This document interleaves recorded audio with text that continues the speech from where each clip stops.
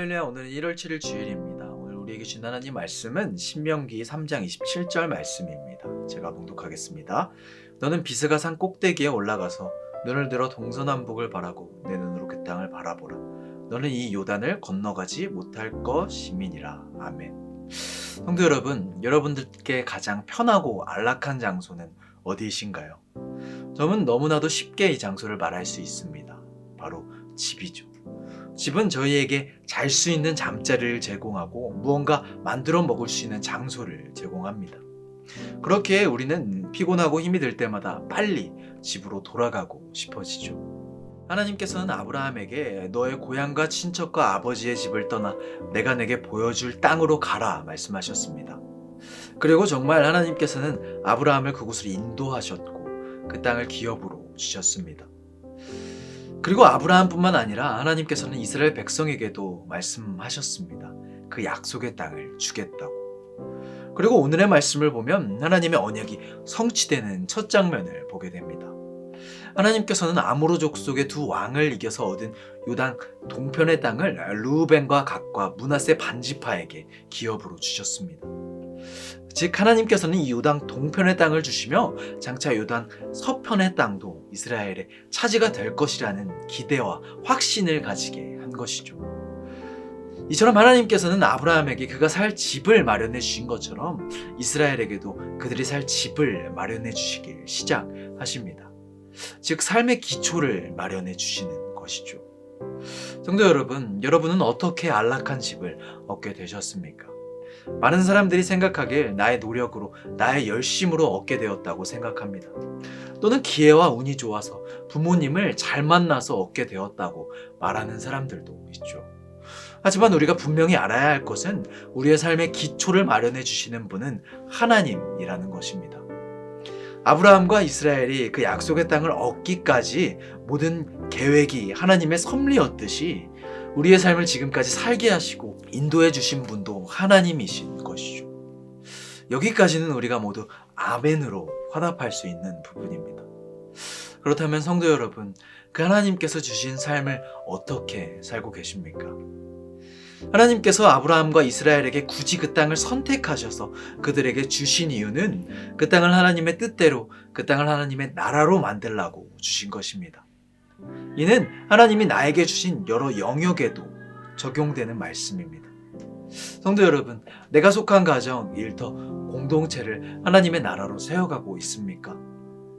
하나님께서 우리에게 주신 삶은 그냥 주어진 것이 아닙니다.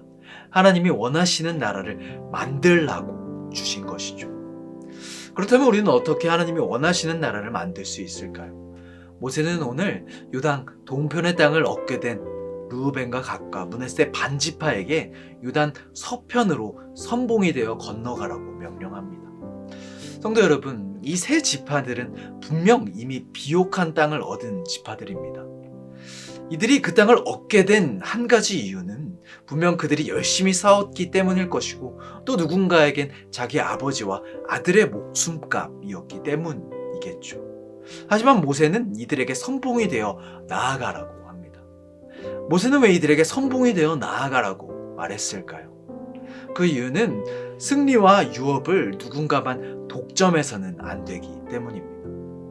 이런 이타적인 행동은 지금 우리가 사는 사회에서 가장 이질적인 모습으로 볼 수 있습니다. 얼마 전에 유튜브에서 제가 한 영상을 본 적이 있는데요. 그게 어떤 영상이었냐면 한 젊은 여성분이 고속버스 안에서 의자를 끝까지 뒤로 젖히고 있는 영상이었습니다. 뒤에 앉은 어르신이 움직일 수조차 없는 상태로 있자 주변에 있는 사람들과 기사님이 의자를 올리라고 말을 건네도 그 여성분은 이것이 자기의 권리가 아니냐고 소리칠 뿐이었습니다. 저는 이 영상을 보면서 어떻게 우리 사회가 이렇게 되었나라는 생각에 참 가슴이 아팠습니다. 세상은 우리에게 이기적이 되라, 너만 행복하고 너만 즐거우면 된다고 말하지만 하나님은 그렇게 말씀하시지 않습니다. 하나님은 이웃을 사랑하고 배려하고 양보하라고 말씀하십니다. 그리고 그것이 하나님이 원하시는 나라를 세우는 시작인 줄 믿습니다. 그럼 이렇게 세 지파에게 선봉으로 서라 했던 모세의 말년은 어땠을까요? 오늘의 본문을 보면 모세는 하나님께 간구합니다.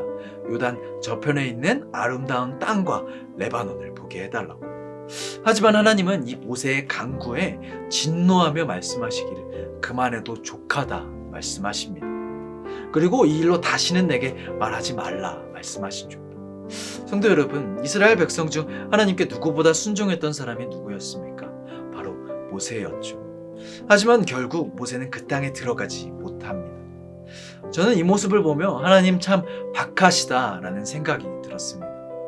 많은 사람들이 모세가 가나안 땅에 들어가지 못하는 것에 의구심을 품자 많은 성경학자들은 하나님의 뜻을 설명하기 위해 타당한 이유들을 제시했습니다.